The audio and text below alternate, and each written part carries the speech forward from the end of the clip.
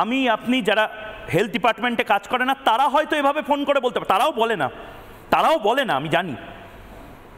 ইনি assistant super আরজি কর medical college, ইনি এখনো চাকরিতে আছেন কি করে আমি জানি না।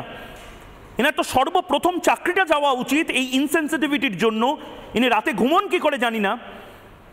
ইনি হয়তো এই স্পাইক প্রোটোকল, সারা বিশ্বে এই স্পাইক প্রোটোকল, খারাপ খবর কিভাবে দেবেন, এই স্পাইক প্রোটোকল, স্পাইক নির্দেশিকা যেটাকে বলা হয়, এস ফর স্ট্র্যাটেজি, অর্থাৎ ঠান্ডা মাথায় ভেবে নিন। ডাক্তারদের এটা শেখানো হয়, যেটা সব্যসাচী বাবু বলছিলেন, যে ঠান্ডা মাথায় ভেবে নিন আপনি কি বলতে চলেছেন। পারসেপশন অফ কন্ডিশন, অর্থাৎ গলায় চিন্তার ছাপ যেন থাকে, অর্থাৎ আপনি এরকম ইনসেন্সিটিভ ভাবে বলতে পারেন না। এটা সারা বিশ্বে ফলো করা হয়। কোনো পেশেন্ট অপারেশন থিয়েটারে মারা যেতে পারে, কিন্তু বেরিয়ে এসে আপনি জাস্ট বলে দিতে পারেন না পেশেন্ট মারা গেছে, আপনি কাগজটা নিয়ে যান, বডিতে সাইন, এই বডিটা নিয়ে যান, টাকা দিয়ে যাবেন। এগুলো সিনেমাতে হয়, এগুলো গব্বর সিনেমাতে হয়, এখানে অ্যাকচুয়াল হয় না। Perception of condition. এরপরে ইনফরমেশন, অর্থাৎ সঠিক তথ্য প্রদান করুন। আপনি যদি না জানেন এ সুইসাইড করেছে, না খুন হয়েছে, না ধর্ষণ হয়েছে, না ডিকম্পোজিশন হয়েছে, দয়া করে বলবেন না। আপনার চাকরি নিয়ে টানাটানি পড়বে। এবং আমি চ্যালেঞ্জ করছি অ্যাসিস্ট্যান্ট সুপার ম্যাডাম, আপনার চাকরি, আপনি ক্লিন ইমেজ নিয়ে কি করে থাকতে পারেন গোটা বাংলা দেখবে। তার কারণ আপনি ভয়ঙ্কর অপরাধ করেছেন, এগুলো ফলো করেননি। ইনফরমেশন আপনার কাছে যদি না থাকে সেটা বলতে পারতেন। কে ফর নলেজ, নিজে অবগত, পরিবারকে স্পষ্ট ধারণা দেওয়া। আপনি তো নিজেই জানতেন না, ক্যালাসের কাজ করেছেন। আপনি পরিবারকে যেভাবে, সব্যসাচী বাবু যে কথাটা বলছিলেন, যেভাবে আপনি এমনভাবে কথাটা বলেছিলেন, অভয়ার বাবা যদি বাস থেকে, ট্রেন থেকে নামার সময় মেয়ে আত্মহত্যা, প্রথমে শুনছে মেয়ে ইমার্জেন্সিতে, তারপরে শুনছে মেয়ে আত্মহত্যা করেছে, ইয়ার কি ভজলামো পেয়েছেন মমতা বন্দ্যোপাধ্যায়? এগুলো দেখেন না? স্বাস্থ্যমন্ত্রী হয়ে বসে রয়েছেন। এবং তার পাশাপাশি এক্সপ্লোর ইমোশন, গলায় আবেগ, শরীরী ভাষায় আন্তরিকতা। ডক্টর সব্যসাচী মিত্র যে কথাটা বললেন, চেয়ার নিয়ে একটু বসুন, টাকা লাগে না এর জন্য পয়সা খরচ হয় না, একটু বসে হাতটা ধরুন, বা এতটা যদি করতে আপত্তি হয় একটু বলুন পেশেন্ট পার্টিকে যে আপনার রোগী আর আমাদের মধ্যে নেই, আমরা বাঁচাতে পারিনি, বা ওয়ার্কিং আওয়ারে আপনার রোগী মারা গেছে, আপনার মেয়ে মারা গেছে। এতটা ইনসেনসিটিভ হওয়া উচিত নয় মমতা বন্দ্যোপাধ্যায়। আপনি এতটা ইনসেনসিটিভ আপনার ডিপার্টমেন্টকে করবেন না, যার জন্য গোটা বাংলার মানুষ আপনার উপর ইরিটেটেড হয়ে যায়। এই স্পাইক নির্দেশিকা, অর্থাৎ SPIKE, এই স্পাইক প্রোটোকল গোটা বিশ্ব মানে। অরিত্র, তোমার থেকে একটু বোঝার চেষ্টা করব, এটা আসলে তুমি কিভাবে দেখছো? দেখুন, প্রথমেই বলি যে এটা সোশ্যাল মিডিয়ায় ভাইরাল হয়েছে, যদিও ফরেনসিক ভেরিফিকেশন হয়নি, কিন্তু তাও আমরা আলোচনায় বসেছি যখন আমাদের প্রথম যেটা ভাবতে হবে যে এটা রেকর্ডিংয়ের সোর্সটা কি মৃতার পরিবারের মোবাইল থেকে রেকর্ডেড, নাকি হাসপাতাল কর্তৃপক্ষের ফোন থেকে রেকর্ডেড, নাকি প্রশাসন ফোনটা ট্যাপ করেছে। কোথা থেকে এসেছে এইটা যদি আমরা স্পষ্টভাবে জানতে পারি, তাহলে আমরা তার পেছনের গিল্টি মাইন্ড বা ইন্টেনশনটা আরও ক্লিয়ারলি বুঝতে পারবো। আপনি যদি বিভিন্ন খবরগুলো দেখেন, ডক্টর মিত্র চমৎকার অ্যানালিসিস করছিলেন, আমি শুনছিলাম। আমি স্যারকে আরেকটা ইনপুটও দিয়ে দিই, যে যখন ওই বলছে, দেখবেন ফোন করেই বলছে, যেমনটা আপনাকে বারবার বলছিলাম না, এই তেমনই একটা কিছু হয়েছে। তার মানে এই যে বোঝাই যাচ্ছে যিনি ফোন করেছেন, আমি যদি ধরেও নিই যে এটা ফোনটা বাস্তব, যিনি ফোন করেছেন, টেলিফোনের এপারে রয়েছেন, তাকে কনস্ট্যান্টলি কিছু লোক বিভিন্ন রকম ইনফরমেশান দিয়ে তাড়াহুড়ো করে বলছে যে এটা ফোন করে বলো, এটা বলো, আচ্ছা ওটা বলে দিয়েছো, তাহলে এটা বলো। এবং ও যে কারোর একটা স্লেভারি করছে, বা কারোর হয়ে যে দেয়ার ইজ এ মাস্টার যে কনস্ট্যান্টলি ওকে বলছে, এবং যিনি ফোন করেছেন তিনিও দেখবেন পাজেলড। সে বলছে আচ্ছা যেমন বলছিলাম ওরকমই একটা হয়েছে, আপনি তাড়াতাড়ি আসুন। যখন ফোনে বলা হচ্ছে যে আচ্ছা আমার মেয়ের কি হয়েছে, বলছে আপনি আসুন না, এলে বলবো। আরে আসুন না, এলে বলবো মানে আমার বাড়ির পেশেন্টের, আমি যদি ধরেও নিই যেটা খুন না, এটা পেশেন্ট, আপনি পেশেন্ট পার্টিকে ইনফর্ম করবেন না যে কি হয়েছে? আপনি আইসি হিসেবে বা একজন সুপার হিসেবে বা অ্যাসিস্ট্যান্ট সুপার হিসেবে আপনি বলছেন ওই যেমন বললাম। আরে কি গল্প কথা দিচ্ছেন নাকি? এটা কি কল্পবিজ্ঞানের কথা? ওখানে একটা খুন হয়েছে, আপনি একটা রক্তাক্ত অবস্থায় পড়ে থাকা মৃতদেহ দেখছেন, আপনি একবার বলছেন ইমার্জেন্সিতে চলে গেছি। যদি ইমার্জেন্সিতে চলে যায় তাহলে সেমিনার রুম থেকে বডিটা পাওয়া গেল কি করে? মানে কোনো কথার সাথে কোনো কথার লিঙ্ক নেই। এবং কনস্ট্যান্টলি এই টেলিফোনের এপারের ভয়েসে আমরা দেখতে পাচ্ছি যে একটা কনস্ট্যান্ট প্রেশার, একটা পাজলড হয়ে আছেন যে ঠিক কী বলবেন। আচ্ছা আমি এখন যেটা বলছি আমি একটু ভেরিফাই করে নিচ্ছি যে আগে ওই কথাটাই বলেছিলাম তো, নাকি অন্য কথা বলেছিলাম। তাই আগের কথার রেস্ট টেনে উনি বলছেন যে আচ্ছা আগেও বলেছিলাম, তাই আবারও বলছি যে এইটা হয়েছে, তাই আপনি আসুন।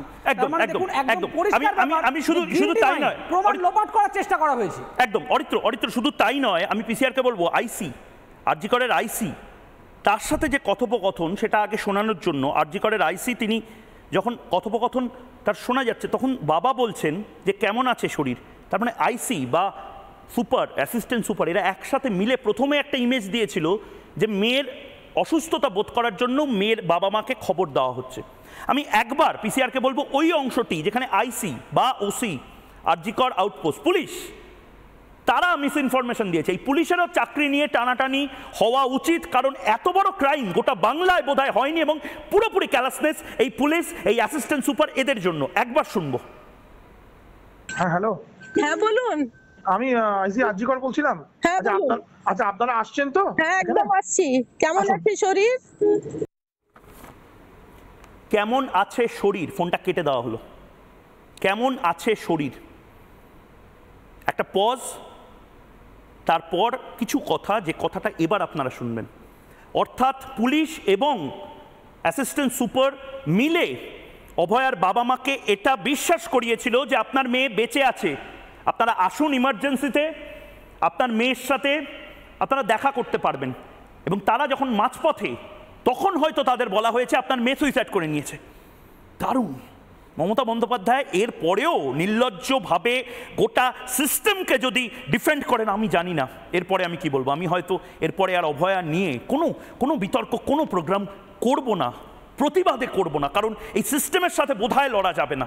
শুনুন আইসি বা ওসি জি কর মেডিকেল কলেজ আউটপোস্ট, সে তার বাবা মাকে ঠিক কি মিথ্যাচারটা করেছিল। হ্যাঁ হ্যালো, হ্যাঁ বলুন। আমি আইসি জি কর বলছিলাম। হ্যাঁ বলুন। আচ্ছা আপনারা আসছেন তো? হ্যাঁ একদম আসছি। কেমন আছে শরীর? আপনারা আসুন, আসলে কথা হবে। আসুন জি কর হসপিটালে আসুন, আমাদের এই চেস্ট ডিপার্টমেন্টের এইচওডি স্যারের কাছে আসুন। আচ্ছা। আমি আবারও বলছি, আমার হয়তো সন্দেহ হতে পারে, আপনার হয়তো সন্দেহ হতে পারে এই পুলিশ সে আসলে বিনীত গোয়েলের থেকে, বা বিনীত গোয়েল আসলে পুলিশিংটা শিখেছেন কিনা। কিন্তু আমরা ভেবেছিলাম অ্যাসিস্ট্যান্ট সুপার সে হয়তো শিক্ষিত, সন্দীপ ঘোষ হয়তো অশিক্ষিত, কিন্তু অ্যাসিস্ট্যান্ট সুপার আমরা ভেবেছিলাম শিক্ষিত। এ তো একেবারে কুশিক্ষিত। অ্যাসিস্ট্যান্ট সুপার একটি সরকারি হাসপাতাল বা মেডিকেল কলেজে, ভালো করে জেনে নিন এটা, এরপরে যে কোনো অ্যাসিস্ট্যান্ট সুপার তারা যদি এইভাবে এত ইনসেনসিটিভলি আপনার বাড়ির কারোর মৃত্যু সংবাদ দেয়, এই জিনিসগুলো মনে করাবেন। অ্যাসিস্ট্যান্ট সুপার হতে গেলে ঠিক কী কী করতে হয়। অ্যাসিস্ট্যান্ট সুপারের যোগ্যতা, মান, হসপিটাল ম্যানেজমেন্ট বা অ্যাডমিনিস্ট্রেশন নিয়ে পড়াশোনা। এই ভদ্রমহিলা তার মানে পড়েছিলেন, কি পড়েছিলেন জানি না, মা বাবার হয়তো টাকা নষ্ট করেছিলেন। এর পাশাপাশি রাজ্য স্বাস্থ্য দপ্তরের নির্দেশিকা অনুসারে এলিজিবিলিটি আর কি কি, হসপিটাল ম্যানেজমেন্ট বা অ্যাডমিনিস্ট্রেশন নিয়ে পড়াশোনা, এরপর স্নাতকোত্তর ডিগ্রি বা ডিপ্লোমা কোর্স, অর্থাৎ এরপরে মাস্টার্স ডিগ্রি করতে হয় বা একটা ডিপ্লোমা কোর্স করতে হয়, এরপর 2 বছরের প্রশাসনিক অভিজ্ঞতা অর্থাৎ অ্যাডমিনিস্ট্রেটিভ এক্সপিরিয়েন্স থাকতে হয় 2 বছরের কোনো হাসপাতালে, সমগুরুত্বের কোনো হাসপাতালে, সরকারি বা বেসরকারি স্বাস্থ্য প্রতিষ্ঠানে কাজ করতে হয়, অর্থাৎ প্রাইভেট বা গভর্নমেন্ট হাসপাতালগুলোতে কাজ করার পরে অ্যাসিস্ট্যান্ট সুপার হতে হয়। এই মহিলা কাজ করেছিলেন না, সন্দীপ ঘোষ চাকরিটা দিয়েছিল আমরা জানি না এখনো। 200 বেডের হাসপাতালে কাজের অভিজ্ঞতা থাকতে হয়। সন্ময়দা, 200 বেডের হাসপাতালে কাজের অভিজ্ঞতা সম্পন্ন একজন মহিলা, সে কোন বাধ্যবাধকতায় ডিগ্রি পেয়ে হসপিটাল ম্যানেজমেন্ট পাস করে, যদি ধরে নিই তিনি এগুলো পাস করেছেন, সন্দীপ ঘোষের রেকমেন্ডেশনে জয়েন করেননি, এরকম ইনসেনসিটিভের মতন কথা বলেন। আসলে কি অ্যাসিস্ট্যান্ট সুপারকেও সেখানে বাধ্য করা হয়েছিল এবং সেটা একেবারে খুব টপ লেভেল থেকে বাধ্য করা হয়েছিল? ময়ূক, আমি প্রথমেই কয়েকটা সিরিজ বলবো ছোট্ট করে। সেটা হচ্ছে এই ঘটনা, অ্যাসিস্ট্যান্ট সুপারের যে বক্তব্য এবং সেটাকে নিয়ে আমরা যে সবাই প্রশ্ন করছি, এই মুহূর্তে দাঁড়িয়ে সন্দেহ আরও বাড়িয়ে দিচ্ছে, প্রগাঢ় করছে। তুমি একটু ভালো করে ভেবে দেখো তো, ইন্দিরা মুখার্জি কর্নিং করা সংক্রান্ত ব্যাপারে যে বক্তব্য রেখেছিলেন, তার কয়েক ঘন্টার মধ্যে তার পরিবারের বাবা মা, মৃতা কন্যার পরিবারের বাবা মা বলেছেন 100% ভুল, আমরা যখন ঘরে ঢুকেছি তখন কোনো কর্নিং ছিল না। এক। দ্বিতীয়, একটা সরকারকে কেউ আমরা বলিনি যে সরকার এই খুনটা করেছে, কিন্তু 21 জন আইনজীবী under the leadership of Kapil Sibal যখন একটা সরকার দাঁড় করিয়ে 2 দিন ধরে লড়াই করে, তখন সন্দেহ আরও প্রগাঢ় হয়। তৃতীয়, যেটা প্রথম পয়েন্ট হওয়া উচিত, দাহ হওয়ার পর এফআইআর, এবং চতুর্থ পয়েন্ট যেটা, মৃতদেহ নিয়ে ওই পুলিশের দৌড়।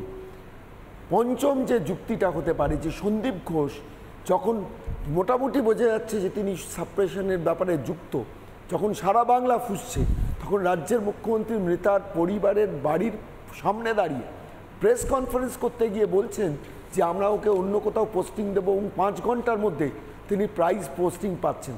এই 5টা সিরিজ যদি তুমি এই অ্যাসিস্ট্যান্ট সুপারের কথার পর রাখো ময়ূক, তাহলেই বুঝে যাবে এন্টায়ার সিনারিওটা। শুধু সন্ময়দা, শুধু তাই নয়, এএসআই, আপনি সিভিক ভলেন্টিয়ার আর এএসআইকে তো শুধুমাত্র রেডারে রাখছেন, আমি আইপিএসদেরও রেডারে রাখছি। তার কারণ হচ্ছে এই IPS officer madam Indira madam, DC central, তিনি কেন লাগাতার মিসইনফরমেশন স্প্রেড করছেন? বাবা একটা কথা বলছে, তার ঠিক উল্টো কথা, অর্থাৎ বাবা মাকে মিথ্যাবাদী প্রতি মুহূর্তে প্রেস কনফারেন্সে প্রমাণিত করছেন। একবার শুনবো। সেমিনার হলে যেখানে বডি পাওয়া গেছিল তার থেকে 40 ফিটের মধ্যে বহিরাগত কেউ আসেননি। আপনি ধরে নিন আমি যেখানে বসে আছি বা যেখানে মাইকগুলো আছে এইখানে হয়তো বডি পাওয়া গেছিল, এবং আপনি যেখানে বসে আছেন সেটা হচ্ছে কি 40 ফিট। তার বাইরে যেখানে ক্যামেরাগুলো আছে সেখানে মা বাবা বসেছিলেন, হসপিটালে জুড়ে ডাক্তাররা ছিলেন, যারা যারা বিভিন্ন নিজেদের ডিমান্ড পুলিশের কাছে জানিয়েছেন তাদেরকে একটা জায়গা ওখানে করে দেওয়া হয়েছিল। এটা অর্ডার করা পোর্শনের বাইরে। সকাল থেকে ওখানে বাড়ির লোক প্রেজেন্ট ছিল, সকাল থেকে তো আমাদের কেউ বাড়ির লোক, আমরা তো গেছি 12টা 10-15 থেকে, আমাদের 3:30 টাকা ওখানে ঢুকতেই দেওয়া হয়। আর যখন আমরা ঢুকেছি তখন সিপি ছাড়া ভেতরে কেউ নেই। তখন না কোনো রকম কর্ডন করা ছিল না, কোনো ঘেরা ছিল না, এবং সেখানে অবাধ লোক যাতায়াত করেছে, যারা ভিডিওতে আমরা দেখেছি যেটা হতে পারে।